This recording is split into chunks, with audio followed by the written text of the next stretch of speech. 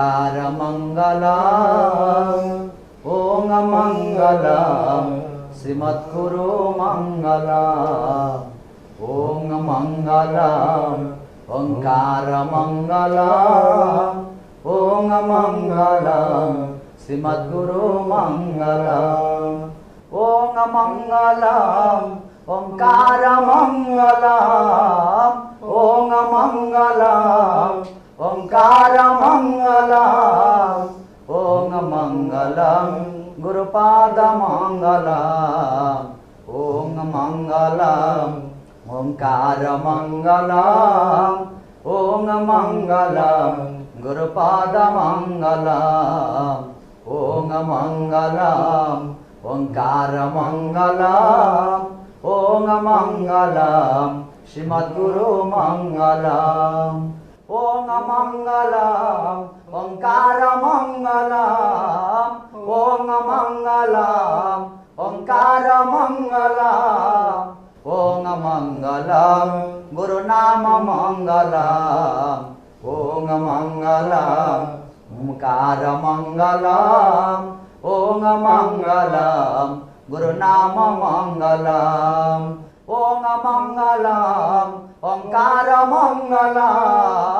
ओं मंगलम् ओंकारमंगलम् ओं मंगलम् श्रीमद्गुरु मंगलम् ओं मंगलम् ओंकारमंगलम् ओं मंगलम् गुरुनाम मंगलम् जय गुरु जय गुरु जय गुरु जय गुरु जय गुरुदेव गुरुदेव गुरुदेव गुरुदेव जय गुरुदेव गुरुदेव गुरुदेव गुरुदेव गुरुर आदि अनादिश्च गुरु परम दैवतम गुरु पर तरंग नास्ति तस्मै श्री गुरवे नमः। बारंबार श्री गुरुଙ୍କ चरणरे प्रणिपात करी श्री गुरु परम ब्रह्मଙ୍କର आशीर्वाद भिक्षा करी आमे आमर आजिर ही कार्यक्रम को आरंभ करने को जाऊे जार नाम हेउछि बा एही कार्यक्रमटी रो विषय वस्तु जहाँ करा जाउछि तार उद्देश्य होउछि लोका समस्ता सुखिन भवन्तु। आमे प्रत्येक जीव किभଳି भाବରେ जीवନରେ सुख शांति प्राप्त हेबा आमे समृद्धि लाभ करिबा बुद्धि विवेक ज्ञानर अधिकारी हेबा आम मनुष्य जन्म को आमे सफल करिबा सार्थक करिबा एवं पूर्णता प्राप्त हेबो एवं आमे आनंदरे जेभଳି भाବରେ एठी जीवन यापन करिबा सेई आनंद को किभଳି भाବରେ आमे परकाल रे एभଳି एक स्थान को जिबा बा एभଳି एक स्थान रे आमे पहुँचीबा जोठार से पुनरावर्तन हेबो नाही सेठी केवल आनंद ही आनंद प्राप्त हेबो। ए आनंद को प्राप्त होबा को हेले आम मानकु गुरुर कृपा ही केवल अर्थात गुरुंकर कृपा ही केवल आम मानक पे प्रकृत परम आश्रय स्थल आम मान पे कौनसी पंथा नाही आम मान पे कौनसी प्रकार हो अन्य बाट नाही जे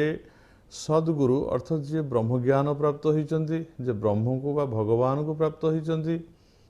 सेई भगवान को प्राप्त होइथिबा देशिक बा गुरु से ही केवल आमको पथ प्रदर्शन करें पारिबे नचेत अंधा जथे अंध अंध जथे अंध जेभଳି अंध गोटे अंध को बाट देखी पारे नाही पाषाणे क्रियते नौका सार भार न तु धारयेत गृही गुरु न कर्तव्यं न तरे न च तारयेत जेभଳି भाବରେ आमे जदि पाषाण कहले पत्थर रे जदि गोटे पानी रे भसेकरी कहबे एटा नौका हे गला मु ये पत्थर नौका रे जदि आरोहण करिकरी आर पारि की जीवा चेष्टा करिवि जेम ताहा विफल हेबो बुडी जीवो सेही भଳି भाବରେ जदि आमे जने सद्गुरु अर्थात जे ब्रह्मज्ञान रे उद्भासित आत्मज्ञान रे उद्भासित भगवान को संपर्क रे उद्भासित जे शास्त्र पुराण आदि निपुण होइछंती जे साधना रे सिद्धि लाभ करिछंती जे शास्त्र ज्ञान को अवगत से शिव को आगे पार्वती कहिछंती जे ज्ञान मोक्षम वाप्नोति ज्ञान ही परम मतम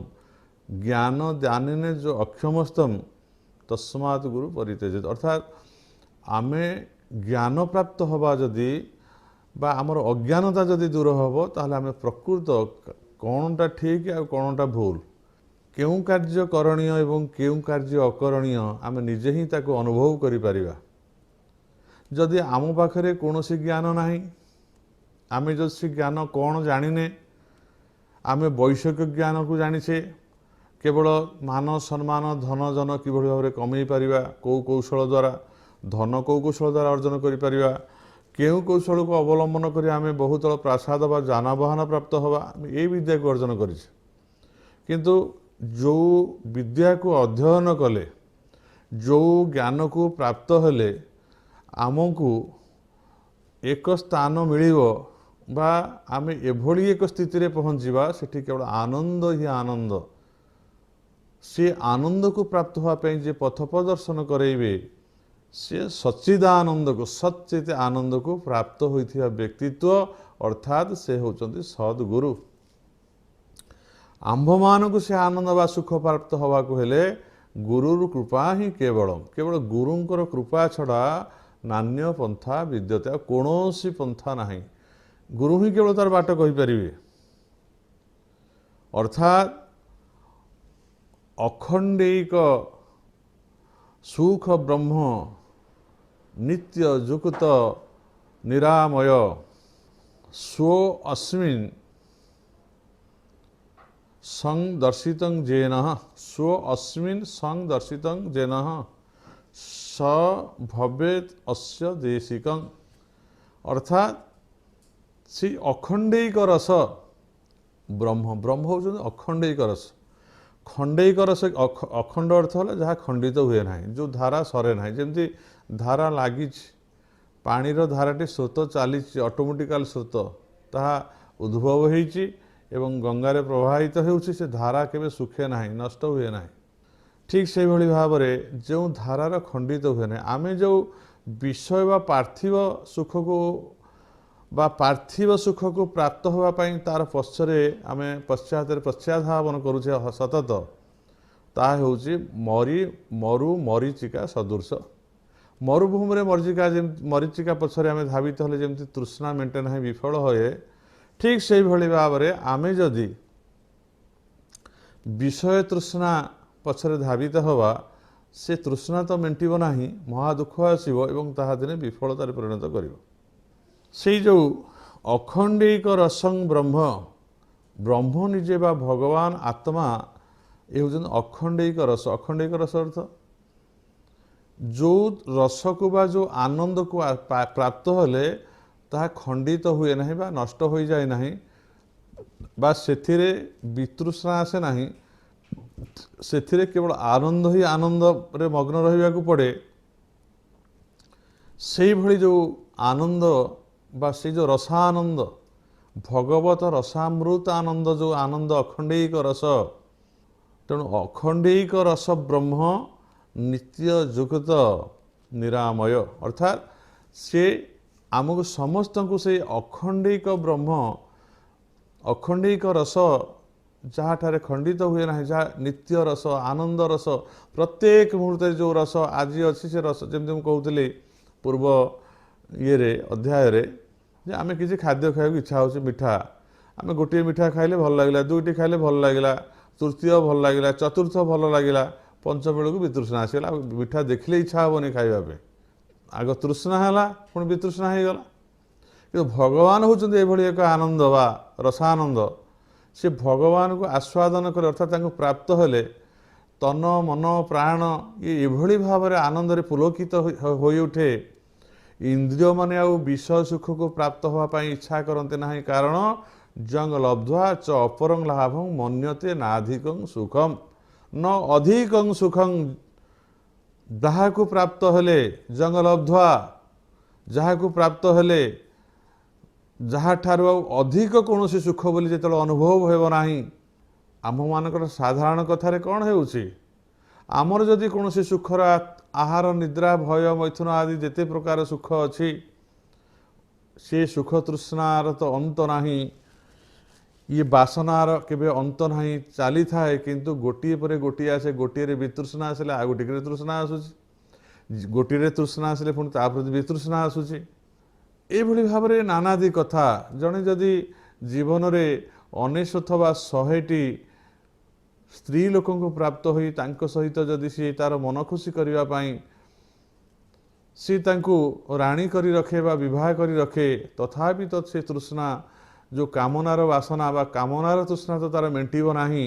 बरं ताहा दुखरे परिणत होब किंतु भगवान होउचंती अखंडिक रस से रस केबे खंडित हुए नाही से रस केबे नष्ट हुए नाही से रस को प्राप्त हेले केबे मनरे तृष्णा वितृष्णा हुए नाही केवल से ताहा केवल आनंददायक की हुए नित्य आनंद रे परिणत हुए से किए ना से होउचंती ब्रह्म से ब्रह्म किए आपण पूर्व अध्याय आलोचना है कथा वदंती तत् तत्त्ववित तत्व जज ज्ञान अद्वयम ब्रह्मेति परमात्मेति भगवान इति शब्दते पूर्व अध्याय कहुई आवश्यक आउ थे रिपीट करा कारण आप समस्त तो एका बस शुणुना ना आज जो मैंने शुणुचे तो काली शुणु न फिर नुआ जदि भी से शुणुवे से तो पूर्व कथा शुणी ना मझे मझे मुझे पूर्व कथा टी आलोचना करुँचे पूर्व कथा आलोचना कले आम धीरे धीरे शुणिले आमको आग्रह रहिबो कारण सुंदर तृप्तिर अवसाद ना जिते देखुले नुआ दिशु थाए भगवान एते सुंदर एते सचिदानंद रूप एवं से एते सत्यम शिव सुंदरम से सुंदरता को आप जेते थर शुणिले बा जेते थर देखिले से तृष्णा हुए ना से भाव में बहु पूर्वर मुझे 6-7 अध्याय 8 अध्याय पूर्व श्लोकटी कही वदंती तत् तत्त्ववित तत्व जज्ञान अद्वयम ताहा होछि परम तत्व जहाँ को कहुई आम जे पर्यंत समस्त विषयर बाहर पदार्थ को आम देखुचे बाहर जिनटा तार असल तत्व अंतर्निहित तत्व कौन तार आम तो किए बुझेने गोटे फूलटे बाहर को बहुत सुंदर देखा जाउछि किंतु फूलर अंतर्निहित गोटे बासना अच्छे आम फूलर केवल सुंदरटार देखी मोहित सिना हो जाऊे कि रिसर्च करवा जहाँ आखि की देखा जाऊनी ता अंतर भितर से पुष्प भितर गोटे बासना अच्छे ताकू जदि आम घ्राण करा आहरी आनंद परिणत हो प्रत्येक पदार्थ सेमती गोटे बाह्य अवस्था अच्छी तार अंतर्निहित अवस्था अच्छी बाह्य तो समस्त को भल देखा जाए कि अंतर्निहित जी तार केते सुख अच्छी बा दुख अच्छी आम से कथा अनुभव करें अनेक पदार्थ अच्छी बाहर को भल देखा जाऊँगी कि घ्राण कले से गंधेब से फूल बासना होनी परित्याग कर दे पार बहुत जिनस अच्छी बाहर को देखापी बहुत सुंदर देखा जाऊँगी कि आस्वादन कले खाइले ता पिता हो जाए खटा हो जाए ता भल लगी पारे ता देहरे तेणु आम बाह्य पदार्थ अपेक्षा अंतर्निहित पदार्थ को विशेष भाव में गुरुत्व देउछे से भली भाव में से तत्व को बुझा हेले प्रत्येक शास्त्रर प्रत्येक कथार एवं आम जीवनचर्यार समस्त विषय वस्तुर जब आम तत्वटा को बुझा बाह्य अवस्था रिटर्न कर अंतर्निहित भाव में ताल निश्चित भाव में आम प्रकृत सुख को प्राप्त हवा से जो परम ब्रह्म होचंते अखंडिक रस परम ब्रह्म नित्ययुक्त निरामय नित्ययुक्त अर्थ ब्रह्म किए अच्छा ब्रह्म को जानापी पूर्व जो श्लोक कहुता वदंती तत् तत्त्ववित तत्व जज ज्ञान अद्वयम ताकि अद्वय ज्ञान अर्थात एक ब्रह्म द्वयनाथ एक एव अद्वितीय सत्रूप नाम वर्जितम जार रूप ना जार कौन से नाम ना जार चिन्ह वर्ण ना एवं जहाँ को वाक्य द्वारा अवांग मानस अगोचर मन बुद्धि अगोचर न तत्र चक्षुर गच्छति न मन न विद्वन जहाँ जेते दूर पर्यंत आखि की विस्फारित कर देखिले आकाशर देखिबा अंत होला पळे देखा जाउथले तांकर आदि अंत शून्य होइथिबारु एवं से हस्तपद इंद्र आदि शून्य होइथिबारु से निराकार निरंजन निष्कल कौन प्रकार मलिनता तांको भितर निष्कल माने कौन मलिनता नाही से निराकार से निरंजन अर्थ सर्वव्याप्त समस्त घटरे बाहर व्याप्त थिबारु से होचन अद्वय अर्थात अद्वय अर्थ द्वय अर्थ होची मु अच्छी मो भाया 100 लोक अच्छी आउ 100टी प्राणी अच्छा मु प्राणी अन्य प्राणी अच्छा गोटे फूल गचरे फुटिनी गोटे गच 100टा फूल फुटी 100टा फल होती गोटे बणरे बा जंगल में अनेक वृक्ष अच्छा अनेक देश अच्छी अनेक ग्राम अच्छी अनेक राज्य अच्छे गोटे गोटे नुहे ठीक से भाव में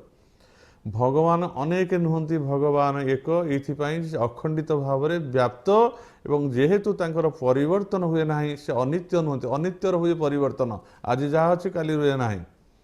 किंतु ताकू कौन से काल ଅବଧି ଧରା ବା କାଳ ତାଙ୍କୁ ଗ୍ରାସ କରିନଥିବାରୁ ଏବଂ ସେ କାଳର କାଳ ଅହମେବ କ୍ଷୟ କାଳ ଅହମେବ ଅକ୍ଷୟ କାଳ ସେ ଅକ୍ଷୟ କାଳ ସେ କାଳର କୌଣସି କ୍ଷୟ ହୁଏନି। ଯେମିତି ଆମର କାଳ ଅର୍ଥ ଆମର ବୟସ ବା ଆୟୁଷ କ୍ଷୟ ହେଇଯାଏ। ଭଗବାନଙ୍କର କୌଣସି କାଳ କୌଣସି ବୟସ କୌଣସି ମାନେ ଆୟୁଷ ତାଙ୍କୁ ଗ୍ରାସ କରିନାହିଁ। ସେ ପୂର୍ବରୁ କେଉଁ ଅନନ୍ତ କାଳରୁ କେବେଠାରୁ ଆରମ୍ଭ ଜାଣିନାହାନ୍ତି। ଅନନ୍ତ ଯୁଗ ଭଳା ସେ ଥିଲେ, ଅନନ୍ତ ଯୁଗ ଧରି ସେ ଆଗକୁ ରହିବେ। ଆଜି ମଧ୍ୟ ଆମେ ତାଙ୍କୁ ଅନୁଭବ କରୁଛେ ସମସ୍ତଙ୍କ ଠାରେ ବାହାରେ। ତେଣୁ ସେ ହେଉଛନ୍ତି କିଏ ନା ଯଜ୍ଜ୍ଞାନ ଅଦ୍ୱୟମ୍, ତାହା ହେଉଛି ଅଦ୍ୱୈତ ତତ୍ତ୍ୱ। ଆଉ ଦ୍ୱିତୀୟ କେହି ତାଙ୍କ ଭଳିଆ ନାହାନ୍ତି। ଗୋଟେ ମଣିଷ ଦେଖିଲେ ଆଉ ଗୋଟେ ମଣିଷ ତାଙ୍କ ଭଳିଆ ଅଛି, ଆଉ ଗୋଟେ ମଣିଷ ଭଳିଆ ଆଉ ଗୋଟେ ମଣିଷ ଅଛି, ଆଉ 10ଟା ବି ଅଛନ୍ତି। ଯଦି ଆମେ ଗୋଟେ ପଶୁ ବା ପକ୍ଷୀ ଦେଖିବା, ସେଇ ପକ୍ଷୀ ଭଳିଆ ଆଉ 10ଟା ଅଛନ୍ତି, 20ଟା ପକ୍ଷୀ ଅଛନ୍ତି, ସହସ୍ର ପକ୍ଷୀ ବି ଅଛନ୍ତି। ଗୋଟିଏ ଦେଶ ହେଲେ ଆଉ 2ଟା 3ଟା ଆଉ ହଜାର ହଜାର ଦେଶ ଅଛି। ଇଏ ପୃଥିବୀ ଭଳିଆ ମଧ୍ୟ ଆହୁରି ଅନେକ ଅଛି। ନକ୍ଷତ୍ରମାନେ ବହୁତ ଅଛନ୍ତି, ଗ୍ରହମାନେ ବହୁତ ଅଛନ୍ତି, ଚନ୍ଦ୍ର ଯାହା ଦେଖିବ ଏମାନେ ଅନେକ ଅନେକ ସୃଷ୍ଟି ହେଇଛନ୍ତି ଭଗବାନ ସୃଷ୍ଟିରେ। କିନ୍ତୁ ଭଗବାନଙ୍କ ଭଳିଆ ଆଉ କେହି ସୃଷ୍ଟି ହେଇନାହାନ୍ତି ବା ଭଗବାନଙ୍କ ଭଳିଆ ଆଉ ଜଣେ କେହି ଭଗବାନ ନାହାନ୍ତି, 5ଟା 3ଟା ନାହାନ୍ତି। ସେ ସବୁବେଳେ ଏକ ହେଇକିରି ଅଛନ୍ତି ଏବଂ ତାଙ୍କର ପରିବର୍ତ୍ତନ ନାହିଁ ବା ତାଙ୍କର ବିନାଶ ନାହିଁ। ଯଜ୍ ଜ୍ଞାନ ଅଦ୍ୱୟମ୍, ସେ ଜ୍ଞାନଟି ହେଉଛି ଅଦ୍ୱୈତ ତତ୍ତ୍ୱ। ଅଦ୍ୱୈତ ମାନେ ଦ୍ୱିତୀୟ ଆଉ ନାହାନ୍ତି। ବଦନ୍ତି ତତ୍ ତତ୍ତ୍ୱବିତ୍ ତତ୍ ଯଜ୍ ଜ୍ଞାନ ଅଦ୍ୱୟମ୍ ବ୍ରହ୍ମେଇତି, ତାଙ୍କୁ ବ୍ରହ୍ମ ବୋଲି କହିଲେ। କିଏ କହିଲା ବ୍ରହ୍ମ? ଅଦ୍ୱୈତ ତତ୍ତ୍ୱଜ୍ଞାନୀ କହିଲେ ବ୍ରହ୍ମ। କାହିଁକି ନା ବୃହଂ ଧାତୁରୁ ଯେଉଁ ଆସିଲା ବ୍ରହ୍ମ ଶବ୍ଦଟି, ବୃହତ୍ ମାନେ ସବୁଠାରୁ ବଡ଼। ଆମେ ଅଣୁ ପରମାଣୁ ଠାରୁ ଯଦି ବିଚାର କରି କରି ଉର୍ଦ୍ଧ୍ୱ ଆଡ଼କୁ ଗତି କରିବା ବା ବିଶ୍ଳେଷଣ କରି କରି ଗୋଟିଏ ପଦାର୍ଥ ପରେ ଗୋଟିଏକୁ ନେତି ନେତି କରି ଯଦି ଆମେ ଆଗକୁ ଆଗକୁ ବୃଦ୍ଧି ବଢ଼ିବା, ଏହାଠାରୁ ତାହା ବଡ଼, ତାହାଠାରୁ ଆଉ ଗୋଟିଏ କିଏ ବଡ଼, ଏମିତି କରିକି ଆମେ ଗୋଟିଏ ପରେ ଗୋଟିଏ ବଡ଼ ଚିନ୍ତା କରି କରି ଆକାଶ ପର୍ଯ୍ୟନ୍ତ ଯାଇ ତା ଉପରେ ଦେଖିବେ ଯେ ଆକାଶନ୍ତୁ ମହାକାଶଂ ପରାକାଶଂ ପରାତ୍ ପରମ୍ ତତ୍ତ୍ୱାକାଶ ସୂର୍ଯ୍ୟାକାଶ ଆକାଶ ପଞ୍ଚଲକ୍ଷଣ। ଆମେ ଏମିତି ଶୂନ୍ୟ ଶୂନ୍ୟ ମହାଶୂନ୍ୟ ପର୍ଯ୍ୟନ୍ତ ଗତି କରି କରି ଚାଲିବା, ଗୋଟିଏ ପରେ ଗୋଟିଏ, ଇଏ ତାପରେ ବଡ଼, ସିଏ ତାପରେ ବଡ଼, ଇଏ ଗ୍ରହ ଠାରୁ ସେ ଗ୍ରହ ବଡ଼, ଇଏ ନକ୍ଷତ୍ରରୁ ସେ ନକ୍ଷତ୍ର ବଡ଼, ଇଏ ଭୂମଣ୍ଡଳ ଠାରୁ ସେ ଭୂମଣ୍ଡଳ ବଡ଼, ଇଏ ଜଳରାଶି ଠାରୁ ସେ ଜଳରାଶି ବଡ଼, ନାନାଦି ଏମିତି ଛୋଟରୁ ବଡ଼ ଯଦି ଆମେ ବିଚାର କରି କରି ଗୋଟିଏ ଜାଗାରେ ପହଞ୍ଚିବା, ଯେଉଁ ସ୍ଥାନରେ ଦେଖିବା ଯେ ତାଙ୍କଠାରୁ ଆଉ କେହି ବଡ଼ ନାହାନ୍ତି, ଆଉ ତାଙ୍କ ଉପରେ ତ କେହି ନାହାନ୍ତି, ଗଣା ଯାଇପାରିବ ନା, ସେଇଠି ଶେଷ। ସେ ଯେଉଁ ନିର୍ବିଶେଷ ସ୍ତର ଯେଉଁଠାରେ ସେ ବ୍ୟାପ୍ତଂ ଜୈନଂ ଚରାଚର, ଚରଚରରେ ବ୍ୟାପ୍ତ ଏବଂ ଅନନ୍ତ, ତାଙ୍କର ଆଦି ଅନ୍ତ ନାହିଁ। ଆମେ ଯେତେବେଳେ ସେହି ସ୍ଥାନରେ ପହଞ୍ଚିବା, ସେତେବେଳେ ଅନୁଭବ କରିବା ଯେ ସବୁଠାରୁ ବଡ଼। ତେଣୁ ଜ୍ଞାନୀ ପୁରୁଷମାନେ ବା ସଦ୍ଗୁରୁମାନେ ସେଇଠି ପହଞ୍ଚିକି ବିଶ୍ରାମ ନେଇଥିବାରୁ ଏବଂ ସେ ବ୍ରହ୍ମ ସ୍ୱରୂପ ହେଇଥିବାରୁ ସେ ନିଜେ ବୁଝିଛନ୍ତି ଯେ ବ୍ରହ୍ମଙ୍କ ଅପେକ୍ଷା ଆଉ କେହି ବଡ଼ ନାହାନ୍ତି। ତେଣୁ ସେ ହେଉଛନ୍ତି ସବୁଠାରୁ ବଡ଼ ଏବଂ ସେ ବ୍ରହ୍ମ ସବୁଠାରୁ ବଡ଼ ହୋଇଥିବାରୁ ନିତ୍ୟଯୁକ୍ତ। ନିତ୍ୟଯୁକ୍ତ ଅର୍ଥ, ଯୁକ୍ତ ଅର୍ଥରେ ଏଇ କଥା ଯେ ଆମେ ଯାହାଠାରେ ସବୁ ସମୟରେ ପ୍ରତ୍ୟେକ ସମୟରେ ଯିଏ ଆମଠାରେ ଅଛନ୍ତି, ଆମେ ଯାହାଠାରେ ଅଛୁ, ସିଏ ଆମ ସହିତ ବିଯୁକ୍ତ ନୁହନ୍ତି, ସେ ଆମ ସହିତ ଡିଟାଚ୍ ନୁହନ୍ତି, ଆଟାଚ୍, ଅର୍ଥାତ୍ ସେ ଆମ ସହିତ ମିଶିକିରି ଅଛନ୍ତି। କିଭଳି ଭାବରେ? ଯେ ବ୍ରହ୍ମ ଯେହେତୁ ଖଣ୍ଡିତ ନୁହନ୍ତି, ଅଖଣ୍ଡ ଏବଂ ପୂର୍ଣ୍ଣମଦଃ ପୂର୍ଣ୍ଣମିଦଂ ପୂର୍ଣ୍ଣାତ୍ ପୂର୍ଣ୍ଣମୁଦଚ୍ୟତେ, ପୂର୍ଣ୍ଣ ଭାବରେ ସେ ସର୍ବତ୍ର ବିଦ୍ୟମାନ ଅଛନ୍ତି, ପରିପୂର୍ଣ୍ଣ ଭାବରେ। ଯେଉଁଠିକି ତମେ ହାତ ମାରିବ ସେଠି ବ୍ରହ୍ମ ଅଛନ୍ତି। ଜଳରେ, ସମୁଦ୍ର ମଧ୍ୟରେ, ଜଳ ମଧ୍ୟରେ ବାସ କରୁଥିବା କୌଣସି ମୀନ ବା ଗୋଟିଏ ମତ୍ସ୍ୟ ଏ ସମୁଦ୍ର ଭିତରେ ବିଚରଣ କରୁଛି, ସେ ସ୍ଥଳଫଳ ଭାଗ କେଉଁଠି କିଛି ଦେଖିନି। ସେ ଯେଉଁ ସମୁଦ୍ରରେ ସେ ବିଚରଣ କରୁଛି, ଯେତେବେଳେ ସେ ଯୁଆଡ଼କୁ ପହଁରିକି ଯାଉଛି, ତଳକୁ ଉପରକୁ, ତଳକୁ ଉପରକୁ, ପାର୍ଶ୍ୱକୁ, ଦକ୍ଷିଣ ଦିଗକୁ, ଉତ୍ତର ଦିଗକୁ, ପୂର୍ବ ପଶ୍ଚିମ ଆଡ଼େ, ସବୁଆଡ଼େ ସେ କେବଳ ଭୁଲୁଛି। ତାକୁ ଏମିତି କୌଣସି ଯଦି ଜଣେ ମତ୍ସ୍ୟକୁ, ଜୀବନ୍ତ ମତ୍ସ୍ୟ ଯିଏ ଜଳରେ ବୁଲୁଛି, ତାକୁ ଯଦି ପଚାରିବ, ରେ ମାଛ ତୁ ତ ସବୁ ଜାଗାରେ ବୁଲୁଛୁ, ଆଚ୍ଛା କହିଲୁ ଏମିତି ଗୋଟେ ଜାଗା ଅଛି ତୁ ଦେଖିଛୁ ସମୁଦ୍ର ବା ତୁ ଯେଉଁ ଜଳରେ ବାସ କରୁଛୁ ସେ ସମୁଦ୍ର ହେଇପାରେ ବା ସେଠି ଜଳ ନାହିଁ, ସେଟା କେଉଁ ଜାଗା? ମାଛ ତ ଉପରକୁ ଆସିଲେ ମରିଯିବ, କେବେ ଆସିନି, ସେ କେବଳ ଜଳରାଶି ଭିତରେ ତାର ଜୀବନଚକ୍ର, ସେ ସେଇଠି ଜନ୍ମ ହେଇଛି। ମାଛଟି ସେ ଜଳରେ ହିଁ ଜନ୍ମ ହେଇଛି, ଜଳରେ ବଢ଼ୁଛି, ବଞ୍ଚୁଛି, ତାର ଘର ସଂସାର ସେ ଜଳ ଭିତରେ ଏବଂ ଜଳରେ ତାର ସେ ଦିନେ ତାର ଡେଥ୍ ବା ମୃତ୍ୟୁ ହେଇଯିବ। ଯଦି ମାଛଟି ସେ ଜଳରେ ବୁଲୁଛି, ଯଦି ସେ ମାଛକୁ ପଚରାଯିବ ଯେ କେଉଁଠି ଜଳ ନାହିଁ, ମାଛଟିଏ କହିବ ଯେ ସବୁଠି ହିଁ ତ ଜଳ ଅଛି, ଯୁଆଡ଼େ ଜଳ କେଉଁଠି ନାହିଁ। ଠିକ୍ ସେଇଭଳି ଭାବରେ ଯେ ଇଏ ପରମ ବ୍ରହ୍ମ ପରମାତ୍ମା ଇଏ ସର୍ବତ୍ର ବିଦ୍ୟମାନ ଥିବାରୁ, ଅର୍ଥାତ୍ ଯେଭଳି ଭାବରେ ଜଳଚର ଭାବରେ ଗୋଟିଏ ମାଛ ସହିତ ମାଛ ଜାଣିଛି କି ନାହିଁ ମୁଁ ଜଳ ସହିତ କେତେ ଯୁକ୍ତ ହେଇଛି କି ନାହିଁ ଜାଣି ନାହିଁ, କିନ୍ତୁ ଏହା ସତ୍ୟ ଯେ ମାଛଟି ଜଳ ସହିତ ନିତ୍ୟ ଯୁକ୍ତ, ଅର୍ଥାତ୍ ଜଳକୁ ଛାଡ଼ିକି ମାଛ କେବେ ନାହିଁ। ଠିକ୍ ସେଇଭଳି ଭାବରେ ସେଇ ବ୍ରହ୍ମ ହେଉଛନ୍ତି ଅଖଣ୍ଡୈକ ରସ ବ୍ରହ୍ମ ଏବଂ ସେ ହେଉଛନ୍ତି ନିତ୍ୟ ଯୁକ୍ତ। ଆମଠାରେ ସମସ୍ତଙ୍କଠାରେ ସେଇ ପରମାତ୍ମା ପରବ୍ରହ୍ମ ନିତ୍ୟ ଯୁକ୍ତ ଭାବରେ ବା ଆମଠାରେ ଆମ ଭିତରେ ଆମ ବାହାରେ ସେ ହେଉଛନ୍ତି ନିତ୍ୟ ଯୁକ୍ତ। ସେ ପରବ୍ରହ୍ମ ପରମାତ୍ମା ହୋଇଥିବାରୁ ଏବଂ ସେ ହେଉଛନ୍ତି ନିରାମୟ। ସିଏ କୌଣସି ଏତେ ପରିଷ୍କାର ଏତେ ପରିଚ୍ଛନ୍ନ, ତାଙ୍କଠାରେ କେହି ମାନେ କୌଣସି କଳଙ୍କର ଛିଟା କଳଙ୍କର ଦାଗ କାଳିମାର ଦାଗ ବା ତାଙ୍କଠାରେ କୌଣସି ପ୍ରକାର ଅପମିଶ୍ରଣ ନାହିଁ। ସେ ଭେଜାଲ ନୁହନ୍ତି, ସେ ଅପମିଶ୍ରଣ ନାହିଁ, ପୁରା ସମ୍ପୂର୍ଣ୍ଣ ଭାବରେ ପ୍ୟୁରିଫାଏ, ଅତ୍ୟନ୍ତ ଶୁଦ୍ଧ ସ୍ୱଚ୍ଛ ନିରାମୟ ନିରାକାର, ସେ ନିରଞ୍ଜନ ଅଞ୍ଜନ ଶୂନ୍ୟ। ଏବଂ ସେଇ ପରବ୍ରହ୍ମ ସେ ହେଉଛନ୍ତି ସୋ ଅସ୍ମିନ୍ ସଂଦର୍ଶିତଂ ଯେନ, ଯିଏ ତାକୁ ଜାଣେ, ଯିଏ ବା ତାଙ୍କୁ ସେଇ ଯିଏ ଦର୍ଶେଇ ଦିଏ ବା ତାଙ୍କୁ ଯିଏ ଦେଖେଇ ଦିଏ, ସତତ୍ ଅର୍ଥାତ୍ ସେ ହେଉଛନ୍ତି ସତତ୍ ଅସ୍ୟ ଦେଶିକ, ସେ ହେଉଛନ୍ତି ଦେଶିକ। ଦେଶିକ ମାନେ କ'ଣ? ମୁଁ କହିଛି ବାରମ୍ବାର ଯେ ସଂସ୍କୃତରେ ଆମେ ଯାହା ଗୁରୁ କହୁଛୁ ତାକୁ ଦେଶିକ ବୋଲି କୁହାଯାଏ। ସେ ପ୍ରକୃତ ଗୁରୁ ସେଇ ଯେ ସେ ପରବ୍ରହ୍ମ ପରମାତ୍ମାଙ୍କର ଜ୍ଞାନ ଦିଅନ୍ତି, ସେଇ ଆନନ୍ଦମୟଙ୍କର ଯେ ଜ୍ଞାନ। ତେଣୁ ସେଠି କୁହାଗଲା ଯେ ଗୁରୁର କୃପା ହିଁ କେବଳମ୍, ଗୁରୁର କୃପା ହିଁ କେବଳମ୍, ଗୁରୁର କୃପା ହିଁ କେବଳମ୍। ଏଠି ଗୁରୁଙ୍କ ଛଡ଼ା ଆଉ କିଛି କୃପା ନାହିଁ, ଆଉ ଅନ୍ୟ କୌଣସି ପନ୍ଥା ନାହିଁ। ତେଣୁ ସେଇ ଯେଉଁ ଗୁରୁଙ୍କ ଛଡ଼ା ଯଦି ଆମର କିଛି ପନ୍ଥା ନାହିଁ, ଆମକୁ ନା ଆମ ପିତା ଦେଖେଇ ପାରିଲେ, ପିତା ମଧ୍ୟ ଅଜ୍ଞାନ ଭିତରେ ସେଇ ବିଷୟ ସମ୍ପତ୍ତି ଭିତରେ ଅଛନ୍ତି। ଜଣେ ପିତା ସବୁବେଳେ ଚେଷ୍ଟା କରୁଛି ତାର ପୁତ୍ରମାନଙ୍କୁ ଯେ ମୁଁ ଯେମିତି ବିଷୟ ସମ୍ପତ୍ତିକୁ ରୋଜଗାର କରି ମୋର ଧନ ସମ୍ପତ୍ତି ବଢ଼େଇଲି, ସଂସାରରେ ମୁଁ ବୃଦ୍ଧିପ୍ରାପ୍ତ ହେଲି ମାନ ସମ୍ମାନ ଯଶର, ଏହା ଭୁଲ କଥା ନୁହେଁ। କାହିଁକିନା ଜଣେ ମନୁଷ୍ୟ ଅନେକ ଜନ୍ମ ତପସ୍ୟା ବା ମନୁଷ୍ୟ ଜନ୍ମ ପ୍ରାପ୍ତ ହେଲା ପରେ, ମନୁଷ୍ୟ ଜନ୍ମ ପ୍ରାପ୍ତ ହୋଇକି ତାର ବୁଦ୍ଧିର ବିକାଶ ହେଲା ପରେ, ବୁଦ୍ଧି ବିବେକ ଜ୍ଞାନର ବିକାଶ ହେଲା ପରେ ସେ ମୂର୍ଖ ହେବାର ଆବଶ୍ୟକ ନାହିଁ, ସେ କୁପଥଗାମୀ ହେଇକି ନିନ୍ଦିତ ହେବାର ଆବଶ୍ୟକ ନାହିଁ। ସେ ଭଲ କାର୍ଯ୍ୟ କରିବ, ସୁନାମ ଅର୍ଜନ କରିବ, ଅନ୍ୟମାନଙ୍କୁ ଶିଷ୍ଟାଚାର ଏବଂ ତାର ସମସ୍ତେ ସୁଭଦ୍ର ଜଣେ ସୁବ୍ୟକ୍ତିତ୍ୱ ହୋଇପାରିବେ, ତାଙ୍କ ଭାଷା ମିଷ୍ଟ ହୋଇଥିବ, ସେ ଭଲ କଥା ଶୁଣିବେ, ଶରୀର ହିତ ଉପଯୋଗୀ ବିଚାରଶୀଳ ଲୋକ, ଶରୀର ହିତ ଖାଇବେ ମାନେ ଖାଦ୍ୟ ଖାଇବେ, ଅନ୍ୟମାନଙ୍କୁ ଶାନ୍ତିପୂର୍ଣ୍ଣ ଭାବରେ ଆଲିଙ୍ଗନ କରିବେ, ସ୍ନେହ କରିବେ, ଶ୍ରଦ୍ଧା କରିବେ। ସେ କେବଳ ଶାନ୍ତି ସମସ୍ତଙ୍କୁ ଦେବେ ଏବଂ ମାନର ଅଧିକାରୀ ହେବେ, ଯଶର ସମ୍ମାନର ଅଧିକାରୀ ହେବେ। ଏ କଥା ଆମେ ମନା କରୁନୁ, ଶାସ୍ତ୍ର କରୁନି, ଏଇଟା ହେବାର ଆବଶ୍ୟକ ରହିଛି। କାରଣ ଯେତେବେଳେ ମନୁଷ୍ୟ ଜନ୍ମ ହୁଏ ସଂସାର ଭିତରେ, ସେ ହଠାତ୍ ଚାହିଁଲେ ମରିପାରିବନି ବା ଏଇ ଯେଉଁ ଅନିତ୍ୟ ଜଣେ ବୁଝିଗଲା ଯେ ଏଇଟା ହେଉଛି ଅନିତ୍ୟ ସଂସାର। ଇଏ ସଂସାରରେ ସବୁ କ୍ଷଣଭଙ୍ଗୁର, ମାନ କ୍ଷଣଭଙ୍ଗୁର, ଯଶ କ୍ଷଣଭଙ୍ଗୁର, ସମ୍ମାନ କ୍ଷଣଭଙ୍ଗୁର, ମୁଁ ଯେଉଁ ଘର ଦ୍ୱାର କରି ପିଲା ଛୁଆ ଏସବୁ କ୍ଷଣଭଙ୍ଗୁର। ତାମାନେ କ'ଣ ମୁଁ ବୁଝିଗଲି ଯେଉଁ କଥା ତାଙ୍କୁ ସବୁ ମାରି ଦେଇକିରି ବା ମୁଁ ନିଜେ ସୁଇସାଇଡ୍ କରିଦେବି ବା ମୁଁ ନିଜେ ମରିକି କୁଆଡ଼େ ପଳେଇଯିବି, ସେ କଥା ହେଇପାରିବ ନାହିଁ। ତାର ଅର୍ଥଟି ହେଲା ଯେହେତୁ ଦୁର୍ଲଭ ମନୁଷ୍ୟ, ତା ଭିତରେ ବୁଦ୍ଧି ବିବେକ ଜ୍ଞାନ ଅଛି, ଜନ୍ମରୁ ମୃତ୍ୟୁ ପର୍ଯ୍ୟନ୍ତ ଯେଉଁ ଜୀବନ ବୋଲି ଜୀବନ ଆଗରୁ ନଥିଲା। ଆମେ ତ ଜନ୍ମ ହେଇନି, ଜୀବନ କେଉଁଠି ଆସିଲା? ଜୀବନଟା କେଉଁଠି ଅଛି ନା ଯେପର୍ଯ୍ୟନ୍ତ ମରିନେ, ଆମର ମୃତ୍ୟୁ ହେଇନି, ସେ ପର୍ଯ୍ୟନ୍ତ ଆମକୁ ଜୀବନ୍ତ ପ୍ରାଣୀ ବା ମୋର ଜୀବନ ଅଛି। ଜୀବନର ସଂଜ୍ଞା ହେଲା ଜନ୍ମରୁ ମୃତ୍ୟୁର ଅବଧି ଯେଉଁ ସମୟ, କିଏ 50 ବର୍ଷ ବଞ୍ଚିଲା, କିଏ 5 ବର୍ଷ ବଞ୍ଚିଲା ବା କିଏ 10 ବର୍ଷ ବଞ୍ଚିଲା, କି 100 ବର୍ଷ ଜଣେ ବଞ୍ଚୁ, କିଏ ମନା କରୁଛି 1000 ବର୍ଷ ବି ବଞ୍ଚୁ, କିନ୍ତୁ ଅବଧି ତାର ସେ ଯେଉଁ ଜନ୍ମରୁ ମାତୃଗର୍ଭରୁ ଜନ୍ମ ହେବା ଏବଂ ଯେଉଁ ପର୍ଯ୍ୟନ୍ତ ମୃତ୍ୟୁ ଆସିନି ତାକୁ, ତାର ଯେଉଁ ମିଡିଲ୍ ପଏଣ୍ଟ ଯେଉଁ ଅବସ୍ଥାଟା, ସେଇଟା ହିଁ ହେଉଛି ଜୀବନ। ଏଇ ଜୀବନଚର୍ଯ୍ୟା ବା ଜୀବନ କାଳ ଭିତରେ ମନୁଷ୍ୟ ସୁଖ ସମୃଦ୍ଧି ଇହ କାଳରେ ଯାହା ଅଛି ଭୋଗ କରୁ,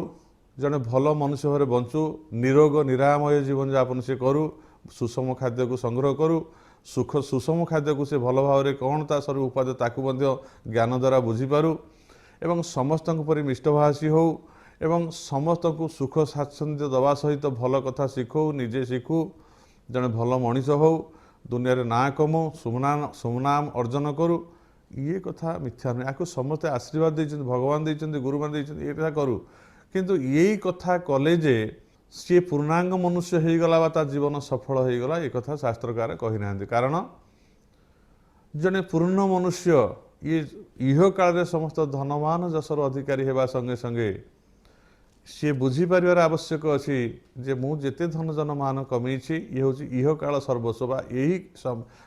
जेपर्यंत मोर जीवन अच्छी से पर्यंत मते समस्ते पूजा करेंगे मते समस्ते प्रशंसा करेंगे बा मु कमाई धन जन को भल भाव उपभोग मु करि ता द्वारा मु सब किसी धनवान प्रशंसार अधिकारी हो पारि बा अन्य मान को सुख दे पारि मोर पिला पुत्र पौत्र कलत्र मान को सुख समृद्ध दवा द्वारा से मते समस्ते माने उच्च अधिकारी रखी मते सम्मान देवे ये सब कथा हो पारा मोर कि आउ गोटे कथा अच्छी जे मोर जेहेतु दिन को दिन मोर समय सरी सरी जाऊँगी समस्ते जमी संसार विदा होती संसार विदा होजी मो समय आसो संसार विदा होजी जो चलीजी मो आर पार कथा बा ये शरीर भितर जी थिला जी रहीकि मते मान सम्मान जशर अधिकारी करने आज पर्यंत शरीर द्वारा रही मते समस्त शक्ति जगौला आज से ही पदार्थटी जो मो ठार चलीज मो समस्त मान सम्मान को छाड़ी चलीजी तेणु प्रकृत जो आनंद धाम बा सुख अच्छी क्या प्राप्त हेले मो चिरस्थायी भाव में सुखी हो पारि जिते से मनुष्यटी कथा बुझीपे सी से तार जीवनचर्या को बदलवाई सी जो पथ दे गति करने चेष्टा करे बा अनुसंधान करे से पथरे जीवाई सेतबले ही ताकू प्रकृत से जो आत्मज्ञान बा अध्यात्म ज्ञान को प्राप्त हो से सुखर पथ को परिष्कार करे बा सुखर पथर यात्री होगा को चेष्टा करे। लोका समस्ता सुखिन भवन्तु समस्त को भगवान परम ब्रह्म परमात्मा सुख समृद्धि यह काल देवा सहित पर काल से